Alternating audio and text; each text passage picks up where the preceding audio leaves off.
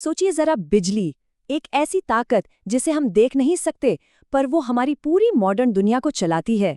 लेकिन कभी सोचा है कि क्या चीज इस जबरदस्त ऊर्जा को काबू से बाहर होने से रोकती है?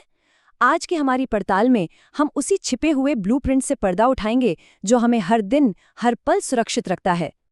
तो सवाल यही है कि हमारी दीवारों के अंदर जो बिजली दौड़ रही है, उसे खतरनाक होने से आखिर कौन सी चीज रोकती है? हर इमारत में ये जो इतनी बड़ी अदृश्य शक्ति मौजूद है, हम उसे इतने सुरक्षित तरीके से इस्तेमाल कैसे कर पाते हैं?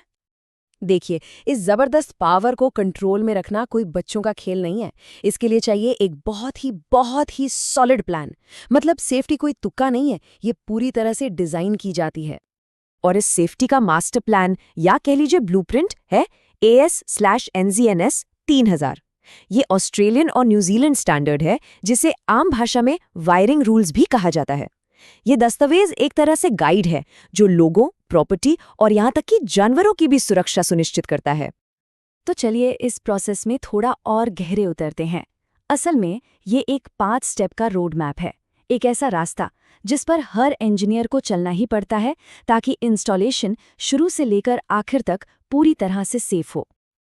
अब आते हैं प्लानिंग वाले हिस्से पर। यहाँ डिजाइनर्स को एक तरह से भविष्य देखना पड़ता है। उनकी सबसे पहली और बड़ी चुनौती ये अंदाजा लगाना कि एक पूरी बिल्डिंग जब फुल कैपेसिटी पर चलेगी तो उसे कितनी बिजली लगेगी। इस कॉन्सेप्ट को कहते हैं मैक्सिमम डिमांड, और इसे समझने का सबसे अच्छा तरीका है किसी शहर की पानी की सप्लाई के बारे में सोचना। आपको उस एक पल के लिए तैयारी करनी होती है जब हर कोई एक साथ अपना नल खोल दे, है ना? बस बिजली के साथ भी यही है।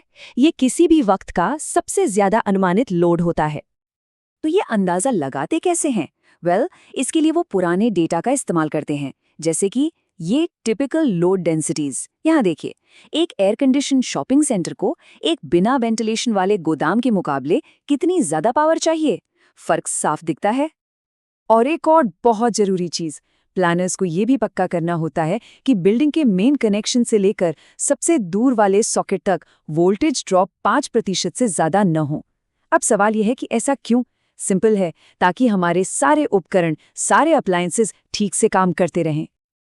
चलिए अब आते हैं इस ब्लूप्रिंट के सबसे जीनियस हिस्से पर। एक ऐसा सिस्टम डिजाइन करना जो सिर्फ चलने के लिए नहीं, बल्कि सुरक्षित तरीके से फेल होने के लिए बना हो। वायरिंग रूल्स का ये जो सिद्धांत है ना, यही इलेक्ट्रिकल सेफ्टी की जान है। सीधी सी बात है, अगर कोई गड़बड़ हो तो पावर सप्लाई अपने आप तुरंत बंद हो जानी चाहिए। इसी को कहते हैं ऑटोमेटिक डिस्कनेक्शन। इसे ऐसे समझिए, ये जो फॉल्ट करंट है ना, ये बहुत खतरनाक होता है। तो इसके लिए एक इमरजेंसी एग्जिट होना चाहिए, और ये रास्ता एकदम साफ होना चाहिए ताकि सेफ्टी सिस्टम्स फौरन काम कर सकें। इस रास्ते में जो रुकावट होती है, जो टोटल रेजिस्टेंस होता है, उसे ही फॉल्ट लूप इम्पीडेंस कहते हैं। और ये इम्पीडेंस, मतलब ये रुकावट, इतनी कम होनी चाहिए कि किसी सॉकेट वाले सर्किट में फॉल्ट होते ही सर्किट ब्रेकर 0.4 सेकंड से भी कम में ट्रिप हो जाए। सोचिए जरा, हमारी पलक झपकने से भी कहीं ज्यादा तेज।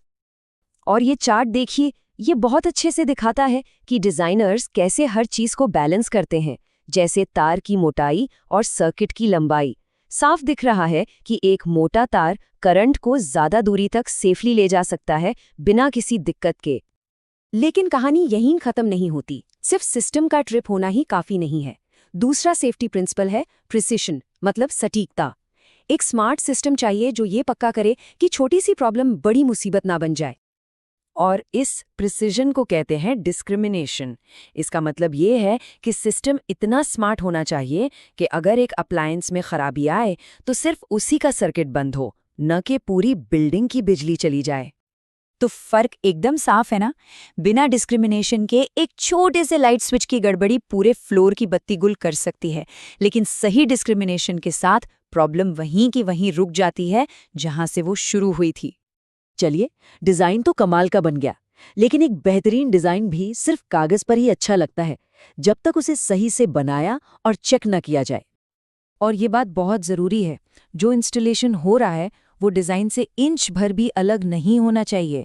यहाँ कोई गुंजाइश नहीं है, क्योंकि हर एक कैलकुलेशन के पीछे एक बहुत बड़ी वजह होती है, एक सेफ्टी की वजह। और फिर आता है आखिरी और सबसे ज़रूरी कदम, टेस्टिंग। हर इंस्टॉलेशन को पहले आंखों से चेक किया जाता है और फिर बहुत कड़े टेस्ट होते हैं। ये सब इसलिए ताकि ये पक्का हो जाए कि सारे सेफ्टी सिस्टम्स जैसे कि फॉल्ट लूप इम्पीडेंस एक असली इमरजेंसी में बिल्कुल वैसे ही काम करेंगे जैसे उन्हें डिज़ाइन किया गया था। तो इस सब से हमें क्या सीखना चाहिए? ये 5 बातें याद रखनी हैं। पहला, हमेशा मैक्सिमम लोड के लिए प्लान करो, एवरेज के लिए नहीं। दूसरा, सिस्टम ऐसा बनाओ जो सेफली फेल हो। तीसरा, डिस्क्रिमिनेशन, यानी सिर्फ सबसे नज़दीकी फ्यूज ही उड़ना चाहिए। चौथा, जो प्लान है ठीक वैसा ही बनाओ। और पांचवा, साइन ऑफ करने से पहले हर चीज को टेस्ट करो। यही वो बुनियाद है जो हमें हर रोज सेफ रखती है। अब जब ये पूरा ब्लूप्रिंट हमारे सामने है, तो ये हमारी इलेक्ट्रिकल दुनिया के पीछे की गहरी सोच को दिखाता है। और एक सवाल भी छोड़ जाता है, ये सब जानने के बाद क्या अब कोई पावर आउटलेट कभी पहले जैसा नजर आएगा?